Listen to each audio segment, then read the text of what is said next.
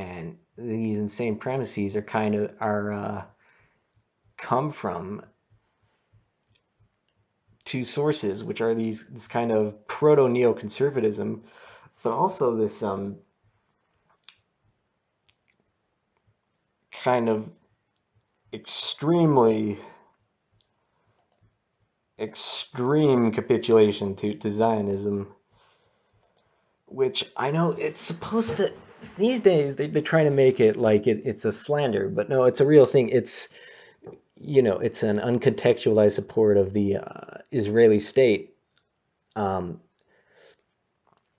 which in the case of Johnson, it led into the Six-Day War. It led to these seizures of land totally against international law, against settlements.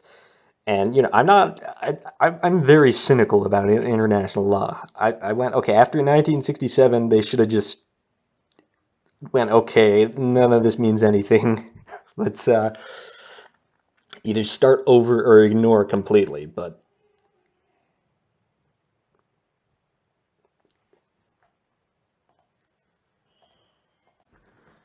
so, what does this mean? It means that realism is sending the world barreling towards nuclear war. It means realism is hawkishness. It's support for a colonialist settlement of pale ass Russians who are who steal land in what's now the most volatile place on earth. It's passing these unilateral programs, these unilateral watered down civil rights type things, which are essentially red meat for whichever minority group, while disdaining them behind closed doors.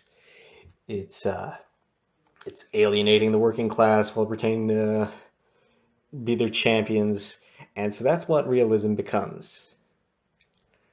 Uh, and so you might be wondering what their stake in the whole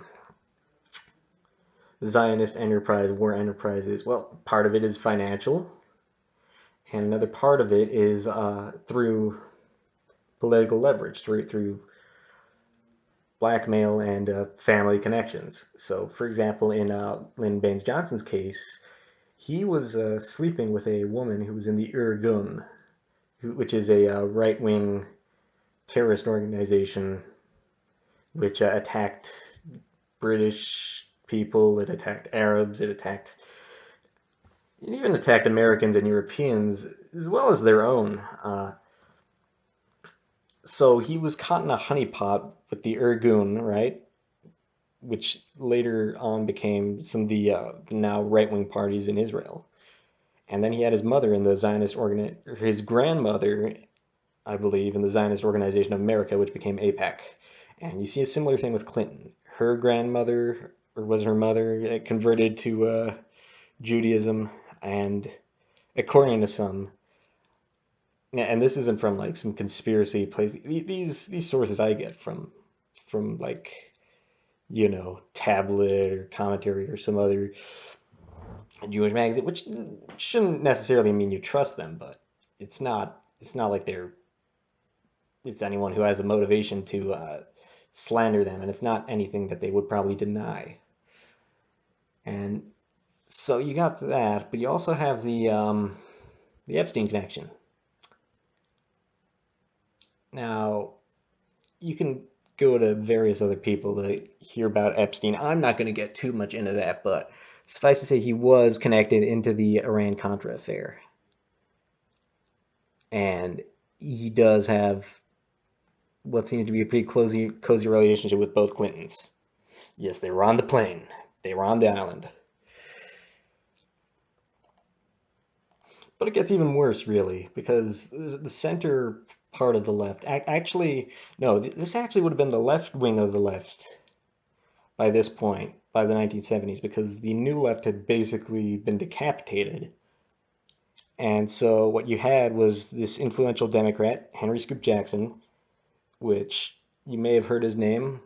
It's where a lot of these so-called neoconservatives, these kind of very pro-war Republicans who liked government expansion, who essentially promoted the Iraq War, but also essentially every other war.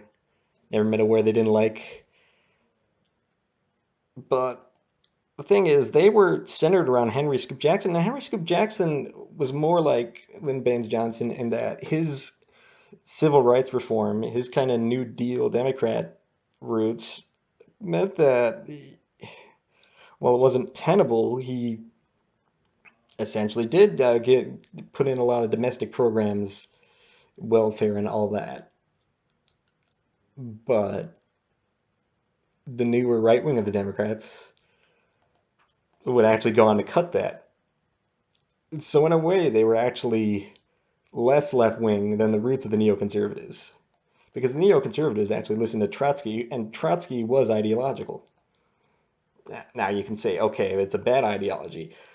I call back to a Big Lebowski quote, hey, at least it's an ethos. At least Nazism is an ethos.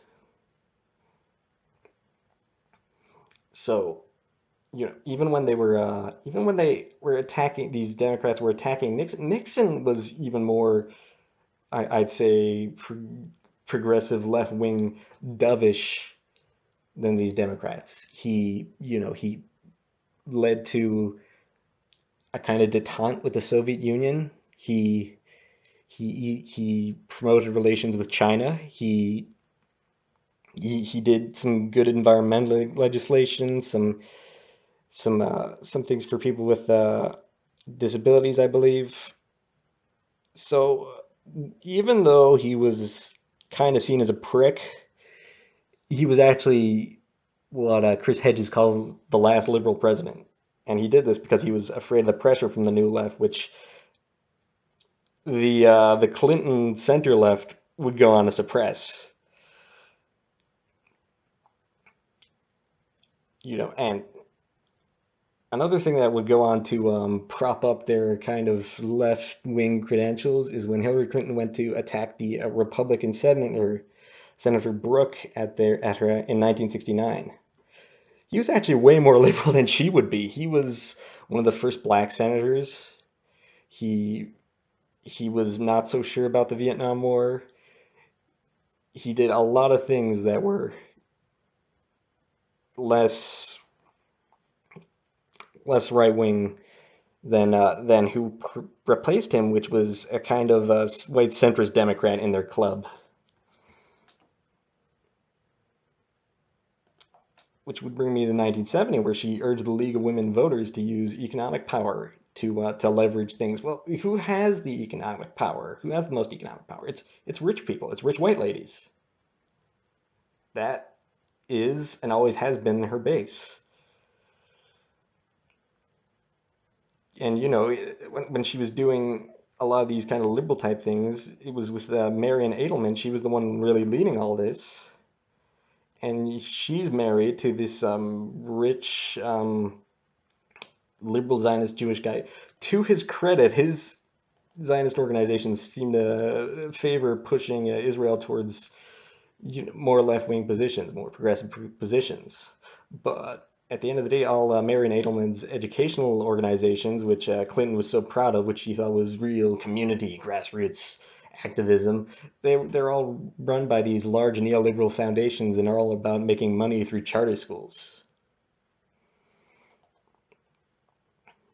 And so by the time you get to the 80s, she's remembering them. She loves Reagan, loves, because first of all, she can compare Republicans she doesn't like to Reagan. Oh, this isn't what Reagan would have wanted. This isn't the party of Reagan. The party of Reagan became the party of Putin. Actual quote, by the way. And not only that, but their so-called base hinges their pride, their whole founding myth is about how they won over the Reagan Democrats, those white working class people who left the Democratic Party to support Reagan. Now, that that's a real insane take. But throughout Clinton's career in the late 80s, leading up to the 90s, they were all about embracing Reaganism.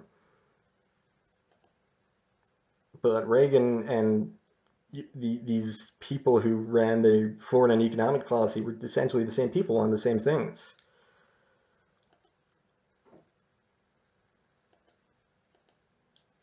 And even going back, she she memorizes Reagan quotes, and she uses this in her Iran policy. She states, "We're going to distrust and verify." So this also becomes part of her crackpot realism.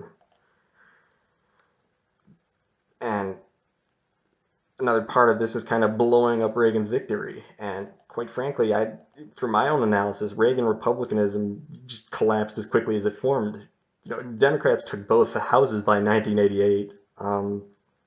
You had a lower voter turnout, and nobody was really running that far to the left of him in the primaries. Or the Clinton, in the Democratic Party, no one was running to the left, and the Democratic Party was, essentially so right wing. They're able to have you think it's the reverse. They lost and they became right wing. No, they basically tried the strategy of moving to the right until it until it worked.